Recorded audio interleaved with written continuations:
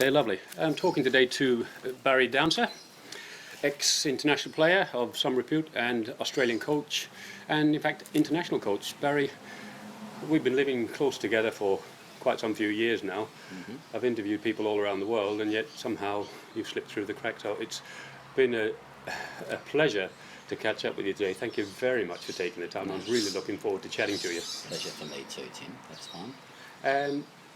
I want to continue with my series of winning team interviews, get some idea of your psychology, what you're thinking, and how you set up a team, that kind of thing. So, Barry, what are the critical factors in creating a winning hockey team, in your opinion? Being able to have sufficient talent, identify that talent correctly, and then develop that talent. And that also not only talks about talent with the players, but the support staff, support services around the players. It's so important for that development to be optimised. I would think certainly a very strong, very clear set of values around the program that both players and support staff adhere to. That really is focused on the growth of the athletes and the growth of the team itself.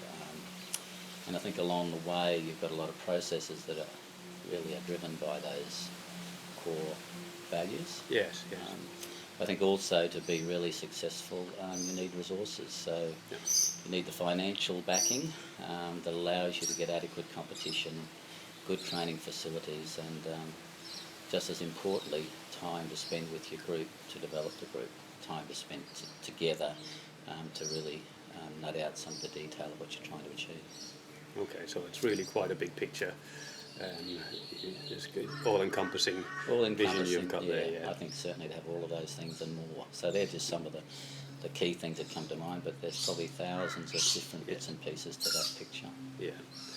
In the modern game, we see a very large emphasis on drag flicking. And how important is it, do you think, for a team to have a specialist drag flicker? Look, I think regrettably the penalty corners are still playing an inordinate sort of role in deciding major matches. And when I say major matches, matches of significance at the end of the tournaments. We've extended that into some tournaments now that have quarterfinals as well as semi-finals and finals. The penalty corner attacking system and the penalty corner defence, the efficiency of those two units is really so important to a team's winning tournaments. The penalty corner drag flicker or flickers that you have in your team are a key factor in the success of your attacking battery and systems. So I think it's regrettable that there is results of matches still whose outcome are determined by the penalty corner and not the trend of the game. But that's a rule issue, not about the penalty corner itself. But again, I think for teams to win major tournaments these days, unless you've got one or two or three very good penalty corner flickers, you're going to be hamstrung. As with all teams, and it doesn't matter which level you're playing at now, team selection invariably comes down to the selection between two last individuals. So you've got one spot, and you've got two people you're looking at to fill that last place. How do you choose one player over the other? I think the process of selecting a group and then coming down to the last 2-3 places, just the emphasis changes. By the stage you get to that point, you're really now starting to have more consideration of the balance of the team, covering as many possible contingencies during a tournament or a different phase of your program as possible. And at that point, you're weighing up again all the other factors a player brings to the team and comparing to others. But in the end, it's more a balance issue. It's more about making sure you cover off any possibilities. But in the end, a gut feeling after a lot of consultation. Teams like Australia, Great Britain, where you've been coaching, you've got some highly motivated individuals, but still, some people do need a little bit more work than others. In fact, these days we have psychologists on team staff as well. How do you go about motivating your players? I think probably the really strongly motivated players quite often are driven innately However, my experience is the very best of those players thrive on feedback Yeah. and continually look for it. So in terms of them setting their own objectives, and it is about them setting their own objectives, I'm just a facilitator along the way of trying to allow them to come with ideas. But also it's important that those players work within the team framework and really put the team first, and the outcome of the team becomes the significant cornerstone of those discussions. So it's about the contribution they can make to our team's success. And in that process, it's quite often the feedback that drives the direction or the redirection of their preparation, of their trainings. And quite often it's about me getting out of the way of some of that. Okay. Because there's times I know in my career where I've got in the way, and as a result have caused players to maybe question their own ability, have a lack of confidence, and so really I need to be careful that I'm not intruding in a way that I demotivate some of the players. It's interesting. Yeah, and for me it was a matter of sometimes stepping back, but also I suppose recognising that I remember Sir Alex Ferguson being quoted about the two best words to coach that you can use quite often are well done. So finding ways and often look to say well done becomes also a motivator and a shaper of behaviour. There's no doubt about that. Okay, you've got your team, you've selected your last player, you've sent them out on the field, they're all motivated, things aren't going right, and you have to pull up somebody, talk to them, criticise them for want of a better word or counsel them. How do you do that? Again, I think it's in that framework of the team coming first and what contribution they can make to the team, and stretching their contribution, asking more about how they can contribute even better. They might be, again, the world's best player, but how can you improve to improve the team performance? And in the same way that you're providing feedback and ideas on that and seeking other people's input, and encouraging the players to seek input elsewhere, you're questioning the players all the time about, well, is that contribution that you're providing better than what it was 2 weeks ago or 2 years ago? And if they're off track and you feel that they're off track, then I think it's your duty in the best interests of the team, but also the best interests of that player. Yep. Because they would be looking, my experience again is the best players want the feedback more than anybody else. And again, I think one of the foundations for us and one of the value systems in our group was always about the team getting better, individuals getting better. So one of the foundations for players to be able to accept constructive criticism and being hard-minded in a way was that they were looking for ways to improve. They were open. They had an open mindset which was therefore going to produce growth. Not a closed mindset, which allowed obviously limited growth. So it's really, I think, one of the values was about accepting and looking for feedback and being able to accept some harsh comment as much as a soft comment along the way. And if they could be looking to improve all the time and trying to assist and improve their contribution to the team by doing that, we had the chance of being a much better team. Particularly in Australia, we find players that they play in all positions. It didn't used to be that way. Fullbacks were fullbacks, halves were halves, and forwards were forwards. Now we'll see somebody who would think, for example, Chris Siriello, a big guy you'd normally think of as a fullback, normally plays there, but you can find him up in the striker's position. How do you develop the all-round player? Many games. At a younger age, obviously, players exposed to many games, and through the system of Australian hockey, I think there's been more effort to develop the all-round player recently. But in a national, high-quality environment, structured mini-games, players changing roles within that, going to different areas of the pitch, and asking players to fulfil different roles, so that a player who might play at the front of our team, has to work in the defensive circle and take on a defensive role. In a mini game, when you've got 5 against 5, then the general all-round skills come to the fore, particularly if you're asking players to rotate. So mimicking the large game in mini games, naturally players will start to become more versatile. But I think also in terms of their individual development, quite often you're focusing on improving players' strengths and making those strengths even better. But quite often when you look at reviewing the players' development, you're identifying with them areas they're deficient in, areas where they've got gaps in their games. Best players in the world still trying to improve. Jamie Dwyer, great player, but at one stage of his career wasn't able to tackle effectively. Became a much better offensive player when he's generating his own regains for the team and starting counterattacks himself. So when those conversations are about improving and filling gaps, now you're starting to get a broader range of skill set and an all-round player who's not reliant on just one or two aspects of their game. I like it. Attacking short corner, that's reviewed constantly during the game. The word comes out from the bench, which short corner the players are going to have next. How about the defensive short corner? Do you review those live during a game? It depends on the circumstance that I'm in. As a national coach, you've got a lot of resources, including, you'd hope, cutting-edge technology to assist you. In other environments, you haven't got that. So the amount of live feedback and real-time feedback can be limited by the level of IT you've got.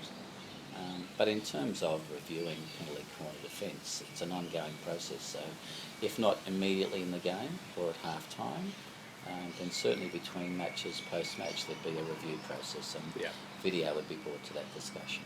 And the people driving that quite often, if not a staff member, would be a key players, whether it be goalkeeper or one or two other key players in that group, that would take a lead role in managing the improvement and using the video in other ways. I mean, there's data mining and other things that are used by teams these days that help assist that review. But again, I think that it would be part of a process, a broader process. And again, I think driven by the players to a large extent, because they're the ones that are making it. Yeah. When a player receives the ball, what's the first thing that they should do? They're in attack mode, therefore their first thoughts are about going forward. Going forward with the ball means to me passing forward or running with the ball forward. So really they're just reassessing immediately with the information they've gathered prior to receiving it. And they're making decisions instantaneously based on the level of control they've got and where the defenders have now moved to as to what options they will take. So it again is, to me, the mindset again is about an aggressive way of playing. So once I'm in possession, I should already know of the possibilities, but I can't blindly take those options until I reassess. So pre-scanning, understanding again my control, hopefully directing the ball for immediate control as to where my first option was going to be anyway, but taking a quick reassessment of that about whether there's now a better option. We see constant rule changes in the game of hockey. Over the years, certainly every 2 or 3 or 4 years, we see changes, and more recently, it seems to be just about every year we see a change. If you could make one change in the game of hockey to the rules, what would you change and why? I think people firstly would criticise the number of rule changes there have been, but my experience of the last 20 years is the game's vastly improved as a product as a result of those rule changes. And whilst there's been some poor decisions, there's been a lot of progress made. Again, the guiding principles to me are about the game has to be simpler in terms of the rules if possible, both for the people playing it, but more importantly the people following it, the fans. I think certainly for our game to progress, it's got to be a very good product for television and the internet, and therefore we've got to continue to search. To me at the moment there's a couple of glaring things. One is that international hockey with the video review process. It's just at the moment being managed poorly. And the technology may be used better, sure. The technology, if necessary, can be improved and should be improved.